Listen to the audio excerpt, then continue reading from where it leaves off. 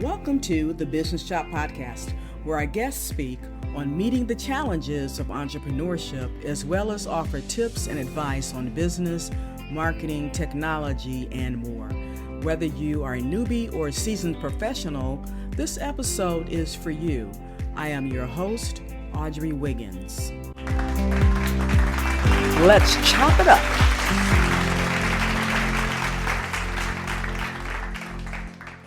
To have in the studio today with me, Radhika Reddy. Now, Radhika is the CEO and president of her own company, and it's called Ariel Ventures, LLC. And she's going to tell us more about that and some of the projects she's working on. But right now, a little background. Radhika has more than 30 years of experience in finance, IT, and business management, and is the founder of Ariel Ventures since 2001. It's a Cleveland-based company. It's 100% woman-owned, and it's a minority firm as well, where she provides finance, tax, IT, and business advisory services to renewable energy, real estate, small business, international business, and economic development projects.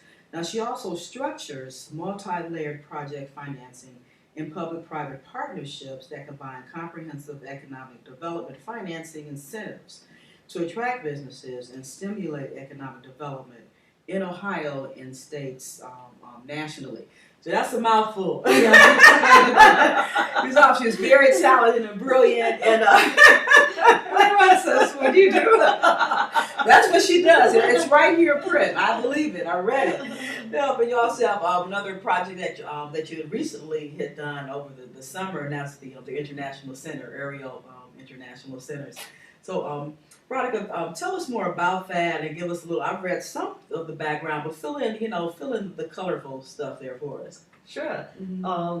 Basically, I have been in U.S. about 22 years, and before that, 10 years in India in international finance and tax. Okay. And in the U.S., I have been doing international business, as well as economic development finance for 14 years and real estate for 14 years, finance. Okay. And when I came here from India, I felt there was a shortage of international places where people could gather and showcase international events and businesses. So it's been my dream for almost 17 years to try to create a one-stop shop for everything international. I feel we could put global, make Cleveland a global city. That's it. Global showcase capital. Yes. Trying to bring all the international events, international business incubator, international companies from overseas, organizing trade missions. So bringing all this together as a one-stop shop in an international center, and that's what I was able to create. Only about end of 2010 when I purchased the old Left Electric building and converted it, and it's been ready just in July 2012, we finally opened, and it's got a beautiful view of the lake and the Cleveland skyline. We're very proud to have this international center, which brings together expertise in international real estate and economic development. And the mission of this building is economic development through globalization. And it's a legacy that I want to leave behind for Cleveland. That's for awesome. My contribution to the city that is my adopted home. Oh, that's awesome. Thank you so much. What are some of the projects or partnerships that you've been able to garner over this past several years that you've been here in the States? The public-private finance that Ariel Ventures does involves a lot of economic development financing. So we work very closely with several economic development agencies, not only in the city, state, nationwide. In 2003, we partnered with the Cleveland-Cuyahoga Port Authority to set up our own community development entity. And we applied for tax credits with the Port Authority as a controlling entity. And over the past 10 years, we were able to get $100 million, of which we invest in projects in low-income areas. And so we've done Steelyard Commons, which was a huge economic development project. We've done Miscellany manufacturing. We've done Allen Theater.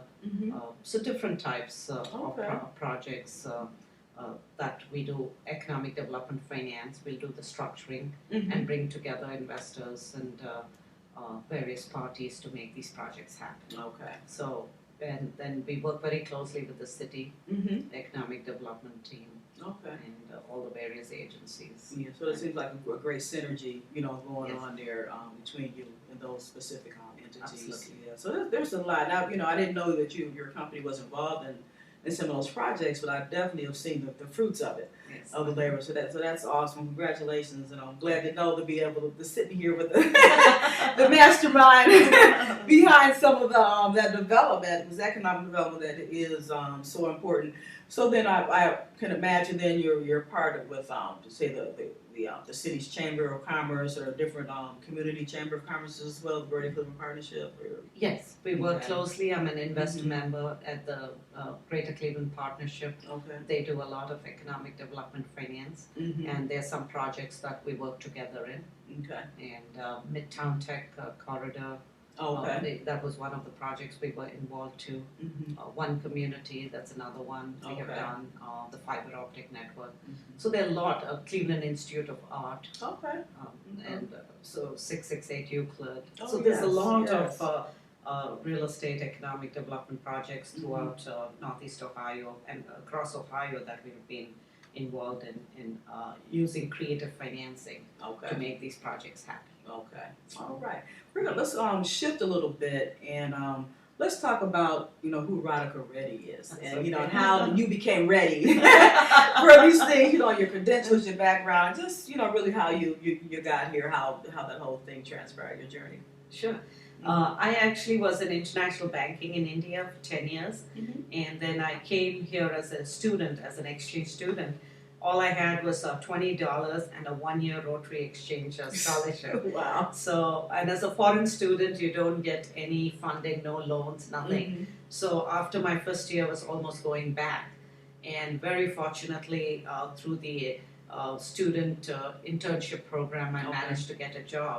Awesome. Stayed on here to complete my second year MBA at Case Western. Okay. And then I got a job. And in 1995, I got a green card. But the journey, for 5 years till you get your green card and get settled, literally you're living on nothing. Okay. Bread Air and cereal. prayer. Bread, cereal, eggs. I really Yes. struggled 5-6 years. Uh-huh. And then 95, once I got my green card, I started my own company. Okay. And that's when I got started on my own journey. But it's a Mhm. lot of hard work. Yes. I mean, most companies, 85% of companies fail due to bad cash flow management. Mhm. But having a finance degree to help me, education is so critical. Yes. That helped me, it took 3 years to get stabilized in the business. Mm-hmm. But it was only it's only in 2009 and 10 that I was able to make it so profitable that we could buy a building. Wow. So it's 17 years of sweat and working 80-hour weeks. Okay, right. I was going to ask you about the time we talked off camera about the investment of the time of your personal self into your business and Yes. owning the business is a lot of times we see the glory side. We're looking cute and hair and whatever it is in outfits and drive fancy cars, but it's a lot that goes into that. You're working on 80 or 90 hour Absolutely. weeks. Yeah, for my business, right from when I started, managing a student as well as working full time, Yes. it was really hard. I've been working 80 hours for the past almost 20 years. Wow. And Wow. it's really been hard. And Mhm. but that's how in US. Only in America you have so much opportunity. If you work hard, there's really opportunity here. As you know, I came with $20 Yes. and then nothing, yes. and only because I got my MBA, it helped me Mhm. launch my business. And I definitely advise people to at least take some basic classes in finance and economics and information systems. Yes. I found those tools to help me in my Okay. business succeed. Okay. So, but it's 20 long years of hard work, 80-hour weeks. And here you are. You've lived. You lived to see your dream come true. Yeah, The absolutely. International Center, and I think that's really a key component that you brought to the city of Cleveland. To be able to bring, to have a global center where folks can come, and gather, whether it's for business, activities or even on personal.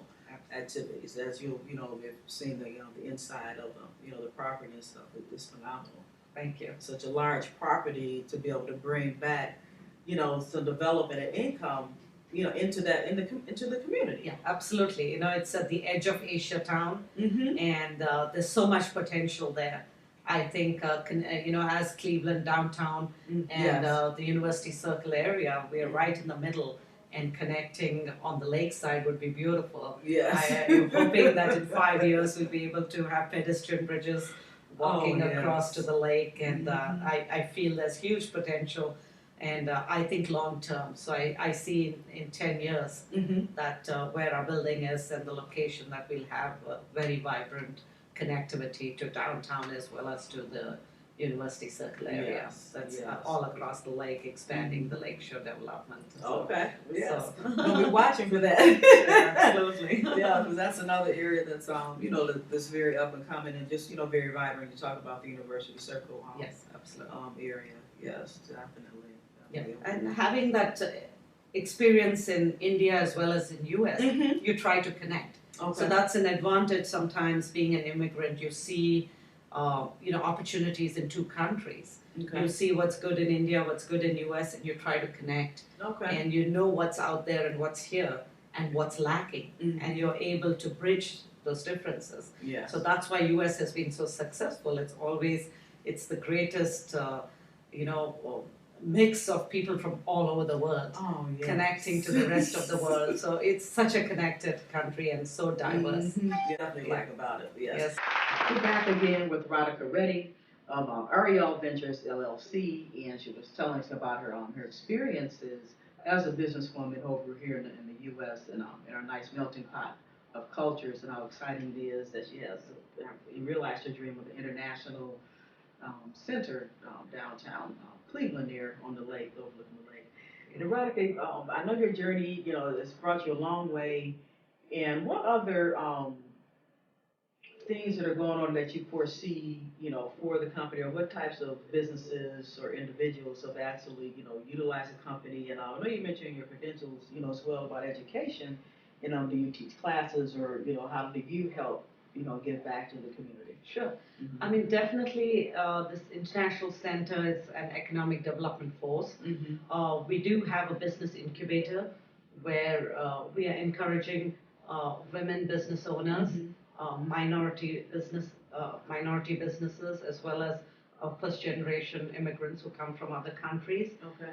to create businesses, and we are providing shared services. Okay. So we have the business incubator, plus we are trying to set up a community development financial institution to get some funding to make some loans. Okay.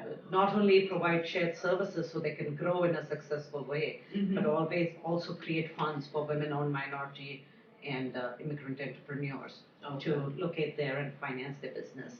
And also we have created this international center, which is about 7,000 square foot of event space. Wow. That anyone can use, and it's for businesses or to promote their business or to have events and at the space. Also, surrounding areas, there's a lot of warehousing. Okay. So that Asia Town complex on East 40th, the whole area is called Asia Town. It's a fantastic distribution center. So one of the things I'm looking to work with the port is to create a foreign trade zone around the building. Mm-hmm. So that way, foreign companies could come and invest in Cleveland and maybe set up their office in our building. Okay. Part of our goal is to attract global companies to locate here, and also set up distribution and warehousing and create this as the North American headquarters. Okay. In fact, our first company was a company from Germany. They are the largest aluminum cover manufacturing in the world. They exported to over 50 countries, I think. Okay. And they opened their first North American headquarters in our building. That's awesome. That's fantastic. That's great. They loved it. They loved the concept of the shared international services, export-import services. Mm-hmm. So it's open for US-born people who want to do international business, or foreign-born people who want to come here and start their businesses, Okay. or women-owned businesses. Okay. So those are the preferred categories Mm-hmm. that we have actually created a fund for. Okay. And we also do International Entrepreneurial Awards. Okay. That's to recognize through TIE Ohio, which is the International Entrepreneurs Organization, Okay. which is So the you largest. have, It's a non-profit that's located at our building. Okay. That is one of the largest entrepreneurial organization in the world in many countries. So we try to recognize and honor entrepreneurs who are doing business internationally. Okay, that's fantastic. Now, did you move your offices are located in the building? Yes. Okay. Yeah, it's lovely to to look at the plains and the water and the downtown. It's a beautiful view. I love it. Okay, yeah, the space that you can really create and expand your thinking there. Yes, It's really creative. it's very creative space. Hoping down the road to even create like international restaurant, like a buffet style for downtown people. Have a little like taste of Europe, taste of Asia, taste of fantastic. The Latin America, Middle East, so different countries, and so people can come down and share different foods of the world. Yes. And also I plan to create like 20 little gift shops of featuring different countries. Okay. So people can come and have a complete international experience and share the culture, the food, gifts, handicrafts, of all the various things. That's so right. I can so see it's school. Yes, I can see the schools making field trips. Absolutely. Coming down and exposing young children to international cultures. That's fantastic. Yeah, because the future is all international. Oh, that's right. So the kids have to be more globally minded, and That's right. so do the business people. So I think the world is moving to become closer and smaller. With the internet, it's like you're just an email away. Yes. You reach the whole world. Yeah, absolutely. And I think that global awareness and cultural awareness is very important. We also have another non-profit called Worldwide Intercultural Network in our building, and that's to promote intercultural harmony and to help people do different events. And they come and meet. In fact, December 12th, we're having an event with the mayor at City Hall to showcase different cultures and just to get together as a melting pot. Wow. So people can better understand each other and support each other. I like that. We can bring some interconnectivity for real. Yes, yes. And, Cleveland has 117 ethnic groups. Wow. And everyone has their own legend. Yeah, Okay. and we are one of the most cosmopolitan area, but it's not showcased. Okay. So we're trying to showcase these 117 ethnic groups all across, the world. Yes. I mean, we have a mini United Nations right here in Cleveland. Absolutely. So So we've got to have some international fairs, yes, or festivals. Festivals and all that, and I'm hoping that we can showcase, each of these countries, if we can showcase one of the events every year. Yes. It'll be so beautiful for people to come and explain, understand the different cultures. So that's kind of my hope. Okay. Yes, and I'll definitely support you on that one for real, because we do need to be more educated and just to be more understanding, and there's so much we don't know. Sure.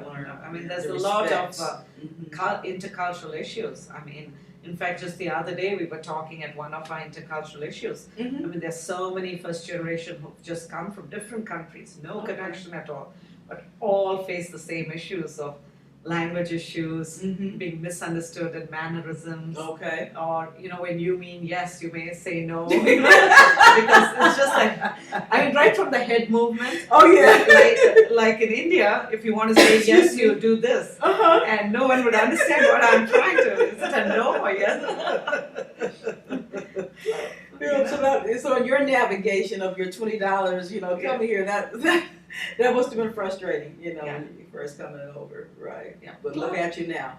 But plus, you just have to overcome. Don't feel like, just because you're handicapped, that don't feel sorry for yourself. Just know that you have to work twice as hard and get ahead and struggle. And, but hard work really pays off in this country. Yes, it does. Radhika, that was a very enlightening segment there.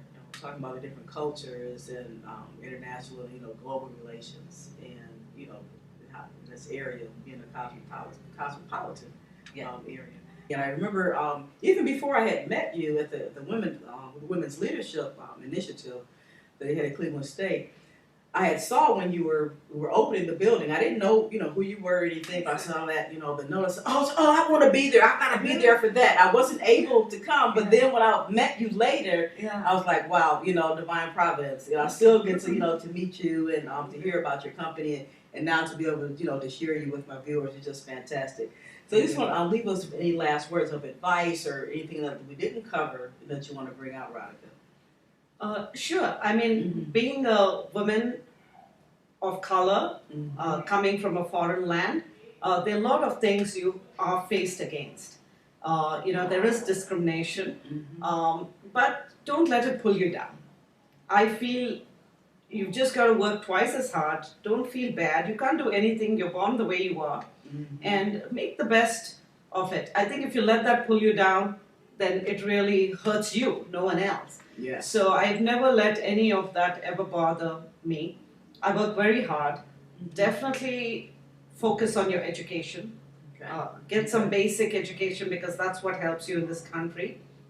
And I feel don't let anything or anyone else shake your inner confidence.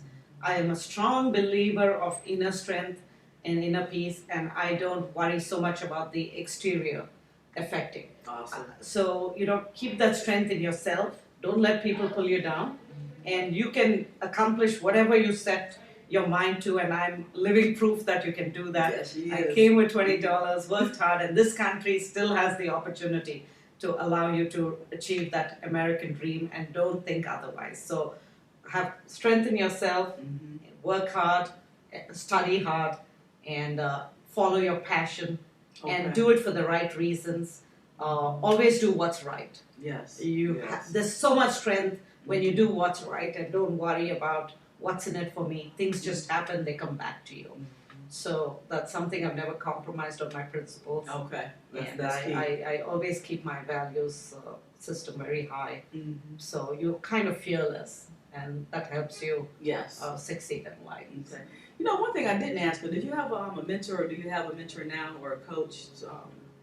No, I didn't have a mentor, but just seeing my dad and mom while growing up. My father was in India, kind of like the FBI equivalent. Okay. And in India, there is a lot of corruption and all in the government, in the bureaucracy. But he stood up. He was one of the few people who stood up against corruption. Okay. And it was very hard. Even as a junior officer, he was able to put some of the top officials in jail. Wow. Even though they threatened, they tried to kill him, they tried to kill us, so he sent us off to my grandparents. And he single-handedly fought corruption against the top officials. And so that strength, seeing him do that, fighting a system, gave me a lot of strength and courage. I saw he, in a way, is a role model for me. And honesty, integrity, he never compromised. Never interested in money. It was always doing what's right. And my mom had that unselfishness and giving of others. Always caring about others before self. So that's something I picked up from her. So between the two, I try to emulate some of the good characteristics of both. That's awesome. So those were your mentors. Yeah, they right were my there. mentors from childhood. Absolutely. Yeah. Thank you for listening to another episode of The Business Chop. It is my hope that you were able to glean usable information from today's episode and that you will download and share this podcast. Be sure to plug into our guests. Go through their website and social media channels to see how they can help you further through their products and services, as well as plug into our website altogether.biz, where we will help you expand your brand.